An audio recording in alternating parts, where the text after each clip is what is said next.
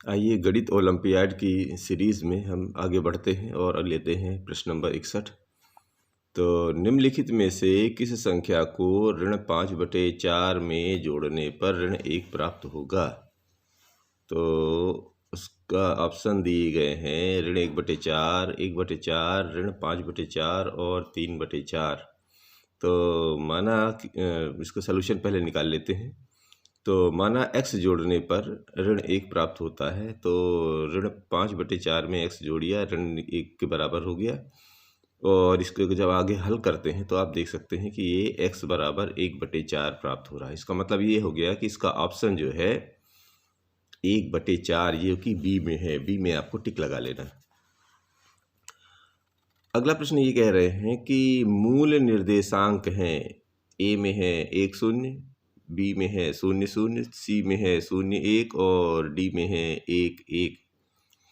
तो मूल निर्देशांक क्या होते हैं? मूल निर्देशांक जो हम लोग ग्राफ बनाते हैं, जो x अक्ष और y अक्ष का जो कटान बिंदु होता है, उसका जो भुज और कोटि के जो संकेत होते हैं वो 0 0 होते हैं, उसी को हम मूल निर्देशांक बोलते हैं। तो मूल निर्देशांक यहाँ पर 0 0 हो जाएगा, यहाँ समझाने की ज़्यादा जरूरत नहीं है, ये सीधे लिख देना है। ठीक है जी, मूल निर्देशांक 0 0 होते हैं, याद भी रखना है।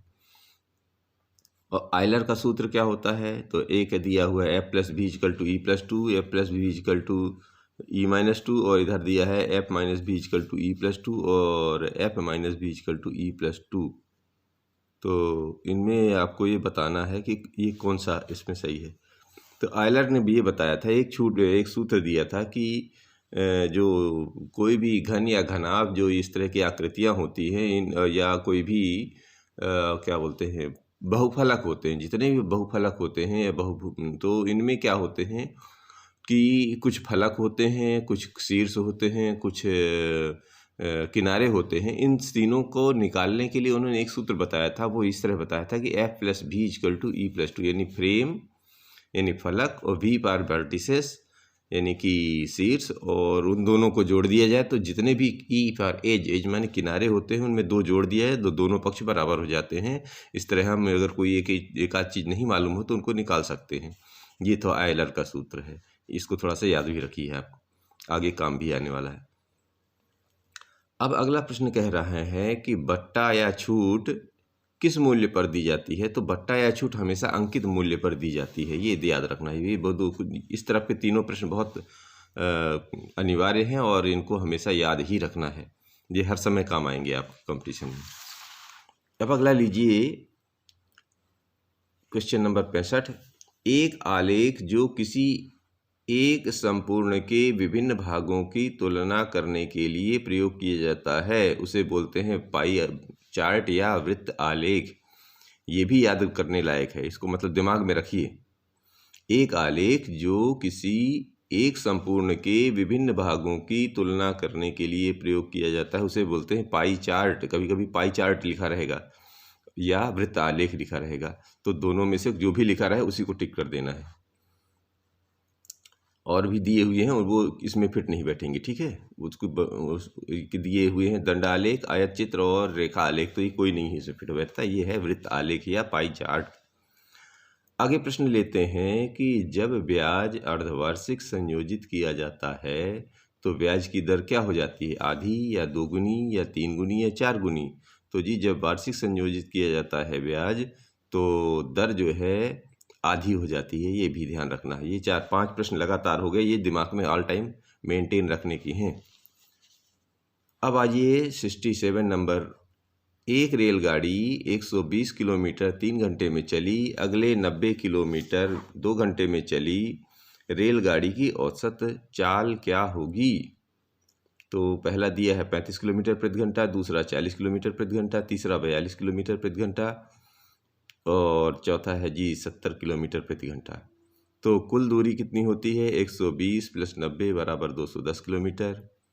और कुल समय दिया हुआ है 3 और 2 5 5 घंटे का है। तो चाल बराबर होता है दूरी बटे समय, तो इसको निकाल लेंगे तो ये आ जाता है 42 किलोमीटर प्रति घंटा। तो ये जो 42 किलोमीटर प्रति घंटा ये हमारी दूरी है और ये ऑप्शन है सी में दिया हुआ है। अगला प्रश्न लेते हैं 0.01 गुणे 0.001 इनका गुणा करने पर क्या प्राप्त होगा। तो 0.01 और 0.001 को गुणा करने पर ऑप्शन, ये चारों ऑप्शन दिए गए हैं। मैं सीधे एक ऑप्शन बताता हूँ। देखिए कितने अंक है, एक है इधर, एक में एक का गुणा करने पर एक प्राप्त होता है, ये याद रखना है। अब आपको दशमलव मेन लगाना है। दशमलव इसमें देखिए, दशमलव के बाद ही कितने अंक है, 1 2 और इधर 1 2 3, यानी दशमलव के बाद 5 अंक आपको लगाने हैं और दशमलव जहाँ लगेगा वहाँ पर दशमलव लगेगा। चलिए शुरू करते हैं।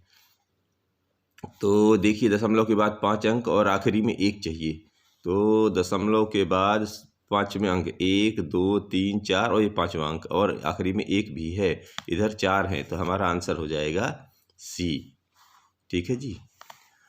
अवरोही क्रम, अवरोही क्रम का मतलब होता है पहले छोटा, फिर उससे बड़ा, फिर उससे बड़ा, फिर उससे बड़ा। तो देख लीजिए इसमें ये 4 ऑप्शन दिए हैं। तो 0.345, 0.4, 0.43 और 0.444। तो यहाँ देखिए 0.3 सबसे छोटा है, फिर 0.4 उससे बड़ा है, फिर उससे बड़ा है 4 के साथ 3 भी आया, फिर 4 के साथ 4 4 4 लगातार है, यानी यही वाला सबसे बढ़िया अवरोही क्रम में है। बाकी सब आगे पीछे हैं तो वो सब इसमें नहीं आएंगे। इसका मतलब आंसर ए हमारा सही है। अगला प्रश्न लीजिए कि 70 नंबर है कि 9 विद्यार्थियों के गणित में प्राप्तांक इस प्रकार हैं। ये जो प्राप्तांक दिए गए हैं 75, 72, 87, 73, 85, 51, 79, 57, 65, कितने विद्यार्थियों के प्राप्तांक 70 से 80 के मध्य हैं। अब 70 से 80 के मध्य में क्या होता है, 70 होगा इसके मध्य, यानी 71 से लेके 79 79 तक आपको ढूंढ लेने हैं। तो देखो 75 आ जाएगा, 72 आ जाएगा, 73 आ जाएगा, तीसरा नंबर हो गया, और 79 आ रहा है, बाकी सब बड़े बड़े दिख रहे हैं। तो कितने आएंगे गिन के देख के, ये तो सीधा सीधा आपको दिन देख के गिन के लेना है और गिनते समय थोड़ा मिस्टेक नहीं करनी। तो 4 इसमें आंसर हैं और सी में आंसर दिया हुआ है। तो नीचे दिए गए आंकड़ों का माध्यक क्या होगा। माध्यक क्या है, 24, 36, 46, 17, 18, 25 और 35। तो माध्यक क्या होता है, माध्यक क्या होता है, ये ऐसे ये 17, 35, 46 और 25 दिए हुए हैं हमारे आंकड़े। तो इनको क्या किया जाता है, पहले बढ़ते क्रम में लिख लिया। बढ़ते क्रम को हम लोग आरोही क्रम भी बोलते हैं। तो ये आरोही या अवरोही दोनों भी बोल सकते हैं। तो आरोही क्रम में व्यवस्थित करने पे 17, 18, 24, 25, 35, 36 और 46। अब ये चूँकि 7 है तो जो बीच में बीच वाला अंक आएगा, मतलब 3 इधर और 3 इधर, यानी बीच वाला, बीच में क्या आ रहा है, ये 25 आ रहा है, इस 25 को ही माध्यक बोलेंगे। तो यहाँ पर इस माध्यक का मान हो गया 25, ये हो गया हमारा। अब अगला प्रश्न कह रहे हैं कि प्रथम 10 संख्याओं का माध्य क्या होगा। तो प्रथम 10 संख्याएं कौन सी दी हैं, 12, 11, 10 और 15, 5। इनका माध्य, माध्य का मतलब होता है उनको जोड़ के उतने ही का भाग दे, मतलब सारी संख्याओं को जोड़ के जितने अंक है उतने का भाग देना। तो प्रथम 10 संख्याएं देखिए, यहाँ से लेके 2 से लेके 20 तक ये हो गई 10 संख्याएं हमारी। इन सबको जोड़ देना है और कुल अंक 10 हैं तो 10 का भाग दे देना है। ये आ जाएगा, 0 से 0 कट गया 11, यानी हमारा आंसर इसमें बी होगा। अब एक अगला समीकरण दिया हुआ है कि x-1 में 2x-3 को भाग देके बराबर होता है 3/8। तो x का मान होगा, तो x का मान देखिए 2/3, 3/5, 1/2, ऋण 2/3। हल करके देख लीजिए, जो आया आंसर लिखना है। तो हल इस तरह करना है। देखिए 8 का इसमें तिर्यक गुणा, 3 का इधर तिर्यक गुणा कर दीजिए। तो 8 का x-1 में गुणा किया, ये 3 का इधर गुणा किया तो ये इधर आ गया। अब दोनों को हल कर दिया, ये इसका 8 का खोल दिया, 8x-8, और ये देखिए 3 दूनी 6 और 6x और 3 तिरकाई 9 हो गया। ये देखिए अच्छे से देख लीजिए। तो x एक तरफ हो जाएंगे, 8x में से 6x घट गए तो इधर बचेगा 9 में से 8, और तो इधर 2x बराबर 1, तो x बराबर 1/2। 1/2 कहाँ पर था जी, सी पर। तो ये आंसर हो गया। अगला लीजिए, वर्गमूल 5.76 में से वर्गमूल 2.25 घटाना है, और ऑप्शन दिए हैं 1.05, 2.4, 0.9 और 1.9। तो वर्गमूल 5.7 और को घटा रहे हैं 2.25 में। तो जो 5.76 होता है, अगर आपने वर्ग पहाड़ा याद किया हो, कम से कम 30 तक आपको वर्ग पहाड़ा याद रखना है। वर्ग पहाड़ा का मतलब होता है उसी में उसी का गुणा। तो आप देखेंगे कि ये होता है 24 का, 24 × 24 यानी 24 वर्गे 576 और 15 वर्गे 225 होता है। तो हम चूँकि ये वर्गमूल निकाला है तो ये 24 की जगह 2.4 हो जाएगा और ये 1.5, बस दशमलव घटा लीजिए, 0.9 आंसर हो जाएगा। तो यहाँ पर ये है सी हमारा आंसर यहाँ पर दिया हुआ है। अगला लेते हैं कि एक मोटरसाइकिल 56,000 रुपये में क्रय की गई, 8% वार्षिक दर से इसके मूल्य का अवमूल्यन हो गया। 8% वार्षिक दर से इसके मूल्य का अवमूल्यन मतलब घसारा हो गया। तो 1 वर्ष पश्चात मोटरसाइकिल का मूल्य क्या होगा? ध्यान रखिएगा, कई बार अवमूल्यन जैसे लिखा है तो हिंदी में कई बार वो घसारा शब्द का भी इस्तेमाल करते हैं। तो अवमूल्यन और घसारा एक ही है, मतलब उस डेप्रिसिएशन, पीछे रेट कम होता जाना, उसको डेप्रिसिएशन, घटारा या अवमूल्यन कहते हैं। तो अब आगे चलते हैं। इसमें दिया हुआ है 38,640, 22,400 और 51,520 और 44,80 रुपये ये दिया हुआ। पहले निकाल लीजिए तब समझ में आएगा। तो मोटरसाइकिल का वर्तमान मूल्य कितना बता रहे हैं अभी? ये 56,000 रुपया हो गया है। तो चलो आगे निकालो। तो वो इसमें लगा देना है घसारा, माने जहाँ पे जो हम लोग किसमें निकालते थे उसमें जो चक्रवृद्धि ब्याज का सूत्र लिखाते थे, A = P 1 धन R/T की पावर n, R/100 की पावर n। तो यहाँ पर बाकी सब वही लिखना है, यहाँ धन की जगह ऋण हो जाएगा और चूँकि 1 साल का है तो समय जो है एक ही लिखना है। तो 56,000 1 धन की जगह यहाँ ऋण हो जाएगा क्योंकि घसारा हो रहा है यानी अवमूल्यन हो रहा है। 8/100 हिसाब किताब करके देख लेंगे, ये बढ़ता चला जाएगा। तो ये 51,520 रुपये की डेप्रिसिएशन हो गया। इतना रुपया तुम्हारा घटने के बाद उसका रेट हो जाएगा 51,520 और ये दिया हुआ है आपके सी नंबर में। यानी 56,000 रुपये की गाड़ी 1 साल बाद 8% अवमूल्यन के बाद 51,520 रुपये की हो गई। आगे चलते हैं, 76 नंबर लेते हैं। 3A ऋण 1/2 इंटू 3A धन 1/2 का मूल्य क्या होगा, का मान क्या होगा? ये ऑप्शन कई दिए हुए हैं, इनका लगा लीजिए, चाहे तो सीधे सीधे ऐसे गुणा कर लीजिए, या A ऋण B इंटू A धन B का मान होता है A² ऋण B² यानी 3 त्रिकाई 9A² हो जाएगा, और ऋण A/1/2 यानी 1/4। तो यहाँ पर देख लीजिए, यहाँ पर ये वाला ऑप्शन आ रहा है, देखिए हल कर, दूसरे तरीके से हल भी कर लीजिए। इस 3A को पहले पूरे में गुणा कर दीजिए, फिर इस ऋण 1/2 को इसे पूरा गुणा कर लीजिए, देखिए ऐसे, और काट पीट के जो मान आ जाए वो ऐसे लिख दीजिए। यानी 3 का इसमें गुणा करेंगे 9A² और 3 का इसमें गुणा करेंगे 3/2A, और इधर भी ये ऋण है तो 3/2A और ऋण 1/2 मिलके 1/4, ये कैंसिल हो गए, इतना बचा, ये रहा आंसर डी में। चलिए अगला लेते हैं। निम्न ठोस आकृति के ऊपर का दृश्य है। ये एक आकृति बनाई गई है, ऊपर का दृश्य मतलब ऊपर से देखने पे कैसे दिखाई देती है। तो ऐसी ऊपर से देखेंगे तो केवल 2 ही ब्लॉक देखेंगे, 2 इसमें तो है नहीं, इसमें भी 2 नहीं है, ये इसमें 2 दिख रहा है। तो बस सीधे सीधे आंसर लिख दीजिए, क्योंकि 3 पोर्शन भले हैं लेकिन ऊपर से देखेंगे तो ये और ये केवल दिखेंगे, ये दोनों फेस इसमें दिख रहे हैं और इनमें से कोई नहीं, मतलब ये तो हो ही नहीं सकता। तो 1 2 3 ये कट गए, ये ना हमारा हो गया।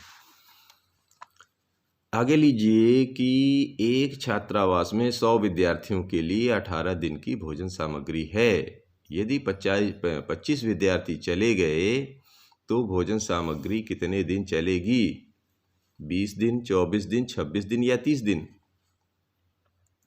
तो देख लीजिए जी, एक तरफ विद्यार्थी लिख लिए, एक तरफ दिन, इधर 100 और 18, 75 और x।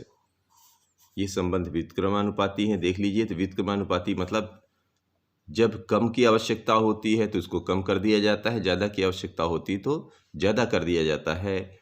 मतलब जैसे समय की जैसे जैसे आवश्यक मांग के अनुसार अगर किसी चीज़ को परिवर्तन करने पे माल बढ़ जाता है तो उसको बढ़ा दिया जाएगा, अगर कम की आवश्यकता है तो कम कर दिया जाए। देखो यहीं पर क्या हो रहा है, 100 विद्यार्थी 18 दिन के लिए, तो 25 विद्यार्थी चले गए यानी 75 बचे, तो कितनी देर, जाहिर है कि ज़्यादा दिन चलेगी।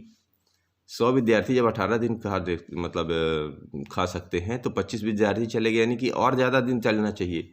तो ये व्युत्क्रमानुपाती संबंध कहलाता है। तो इसमें किसका किसका हो जाता है, आपस में ऊपर नीचे का गुणा हो जाता है, इधर इसका गुणा हो जाता है। हल कर लीजिए।